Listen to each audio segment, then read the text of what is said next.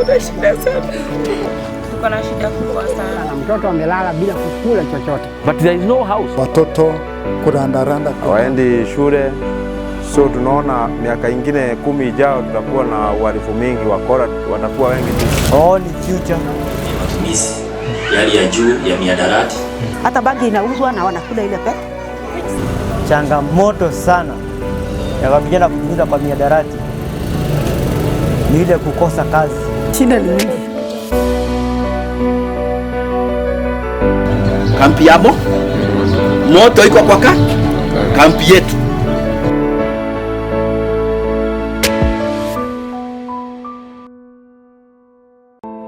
Kampi ya Moto loosely translates to a camp of fire, a fire that has burned the elderly and is currently burning the youth and the children, putting their future at risk.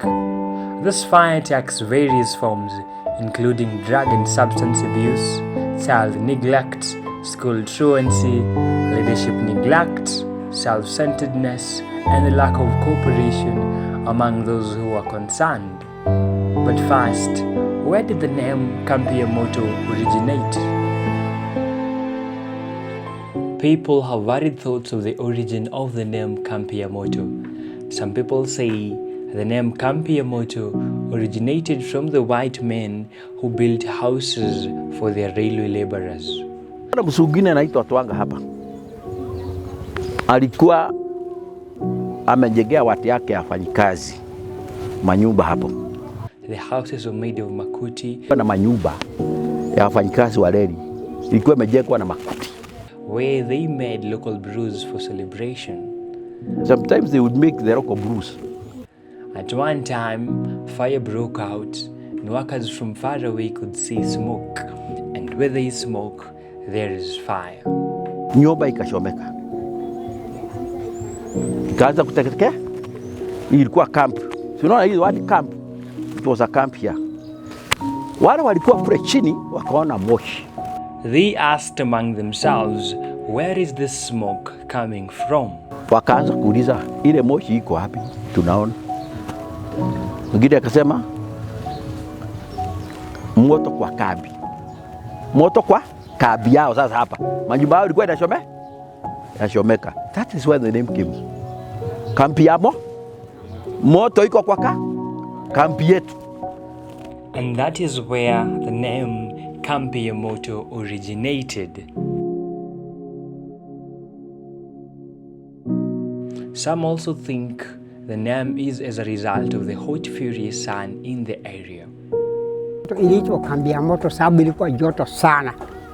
Ilikuwa imeagi nyazi. Jua inawaka kupita kiasi ya mali pengine, na ikafanya watu wakampatie jina ambayo inaitwa Kampi ya Moto.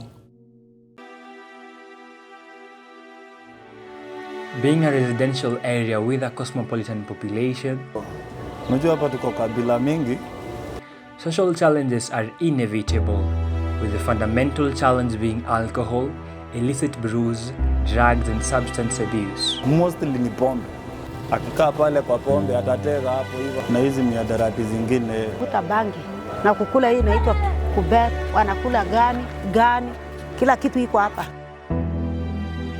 Kasarani in Kampi ya Moto is the epicenter of these illicit brews. In particular, Chang'aa. Chang'aa imeingia. The wave of Chang'aa is taking over the youth and the old alike. Pombe imeharibu mpaka hii wasichana, mpaka watoto kama hii, mpaka wamama hakuna kwa maboma. Many unconcerned parents would opt to consume this Chang'aa at the expense of parental responsibility. They no longer think of their kids, you see? The little income some earn from casual jobs is used in the consumption of Chang'aa. Nabidu mengia pale umekopa pombe ya chwani. Basi stimi basi nishikishike paka jioni. Instead of catering for basic needs like food and education. Hawezi kumbuka kwake hakuna unga kama hakuna shukari. Hawezi nunua uniform. Ukifika kule mwalimu will ask for the uniform. Yes, the education is free. Where is uniform? Hakuna, wanarudi nyumbani. Where is food? Hakuna. Some parents would even go to the extent of using their children to beg passers-by for money to be able to buy Chang'aa. Kama mimi sina kazi, lazima nitume mtoto wangu atoke nje aende ajishughulishe na vitu zingine ambazo hazistahili. Mzazi iko pale anakuja anachukua. Not far away from Kasarani is Checkpoint, commonly known as the CBD. This is the best place to find our youth. Apparently, the CBD has a number of bases. Base. These are spots where there are cafes and shops where muguka, marijuana are sold day and night. Now everybody started chewing. Boys were the first. Girls have joined in. Everybody is there. The number of bars and pubs in Kampi Moto outweigh the number of churches. If you care to stroll around in the morning hours, you will see individuals drunk, sleeping on verandas of these bars, and some sadly in trenches. Other than child negligence, the effects of drugs, illicit brews and substance abuse include sisi kama walimu hapa shuleni tumeathirika kwa sababu watoto wakati mwingine hata wanabeba hizi dawa za kulevya. Wanafanya nini?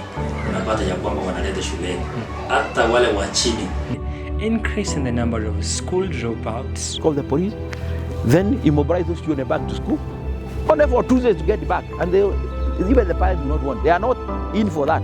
Some of them might have that interest of learning, but due to lack of that parental care, they find it a little bit challenging or tricky to go to school. They lack uniforms. All those other things they like.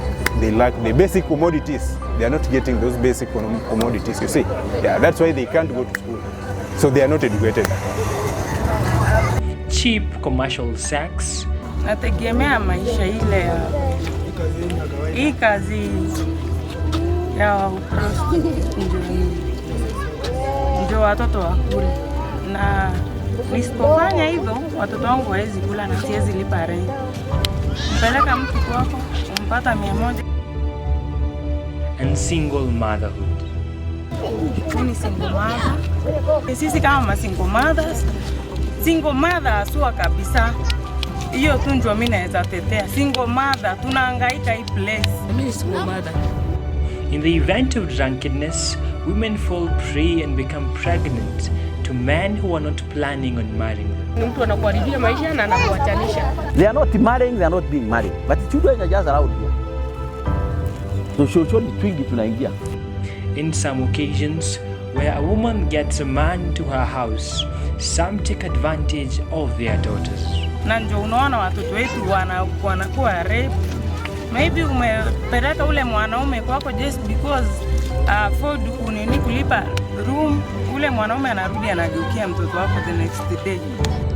But who creates the demand for these drugs? Campus ndio unachangia mtaa ina grow hivyo vibaya. Kwa juu hao ndio kuna pesa. Na pesa zao hao wanakuja kutumia Kambi Moto. Sasa wana value kama ni ya mokena inakuwa mingi. Kama ni store na miadharati kama za bangi inaendelea kuongezeka. Sasa hao ndio ni kama wana sponsor. Juu hao ndio wengi ni wanunuzi. What is the role of the local authority in Kampi Moto? Serikali hata ni ya kusumbua. Hakuna kazi wanafanya huko. Hata hatuoni kazi ya hii patrol base hapa hivi Kampi Moto. Is it true that the police are not aware of the sale of illicit brews and marijuana in the area? Sasa unajua ni bila wanakula ushuru, hata ukienda kutetea mbele wanakula ushuru. Hakuna kitu wewe tafa. Kwa sababu inapitia kwa mkono wao hiyo kitu yote. Sasa utaenda utajisaidia aje? Hakuna. Wewe ukienda unaambiwa wewe toka wewe. Kwa sababu hapo ni pale wanakulia pesa. Hata bangi inauzwa na wanakula ile pesa. Sasa utajisaidia aje? Hakuna. Baadhi kusema tu kweli. Gavana inachangia. Kwa hiyo wakisema kuweza kuchukua kitu kidogo, yeye ni nini itakatika. But ule anauza akona guards, akona purpose. Nikiuza najua ni kuna mwenye amenikava nyuma. Lakini ule mwenye anakava nyuma akakata kumkava kada kuchukua hiyo pesa ya hongo. Hiyo kila kitu inarudi chini. Hata ukienda kusema hiki tumeharibu watoto, tumeharibu manyumba. Unaambiwa mama wewe toka wewe. Hata hapo tukipata tu askari mzuri ama OCS tu mzuri. Kwa hiyo ni anajua kuja kazi. Kila kitu inarudi vizuri. In our efforts to reach out to the relevant authorities, they were unavailable to respond to the claims. Needless to say, alcohol, illicit brews, drugs and substance abuse. Tu mapombe, hata watoto waangalie. Should you decide to walk around the streets of Kampi, Moto, you will see children begging in streets, collecting charcoal, scrap metal and plastic bottles. Wanaanza kurogota makaa, wanaanza kurogota hizi inaitwa scrap. Tatizo ambalo tuko nalo kwa sasa, tuko na watoto ambao ni wengi sana wanazurura huku. Some are injured, some are wearing dirty clothes. Even in the cold weather, children are seen loitering around without a sweater or a hoodie. If you didn't know better, you might think they do not have parents. Si ati hawana wazazi, wazazi wako. But the truth is, the parents are unbothered. Child neglect will neglect them. Yeah, they'll go their way to look for ways of drinking alcohol. Yeah, this has made children to loiter around and has built a culture of begging in them for food and for money. Watoto hapa huwa wana shida sana, mtoto amelala bila kukula chochote. This is a tactic for survival. How they survive by day? They start that from morning till 10 p.m. Just begging, walking here and there. Yeah, that's their work. You either beg or die. It is sad to note that at times it is the parents who direct these kids to go and beg as an ultimatum. Anaambiwa omba na ujue kuna kenye unapeleka nyumbani. Kimbia huko, anapea mama yake hivyo. So tunashindwa, wanatumwa ama ni nini mbaya. But in all this, what is the role of a parent? Inastahili mzazi, hata kama mtoto akuli apeleke mtoto shule. Wajukumike kwa sababu watoto ni wao. Na wakati hawatajukumika, hiyo ni shida kuu, hiyo ni kero kuu ambayo tutakuwa naye baadaye. Kwa sababu wanaona saa hii, waoni kesho. Sasa wanafaa tuangalie maisha ya baadaye ya hiyo mtoto. Juu kama mtoto atazoea hivyo, hakwenda shule, hakufanya nini, basi atakuwa jambazi. The existence of minimum or no effort by the government, the community and the stakeholders has led to widespread hopelessness by all community members. Kazi ile ya kufagia tu, kufagia mtaa tu, kufagia soko sijaipata hivi hata siku moja. Kitu kile ambaye inaenda kusaidia hao watu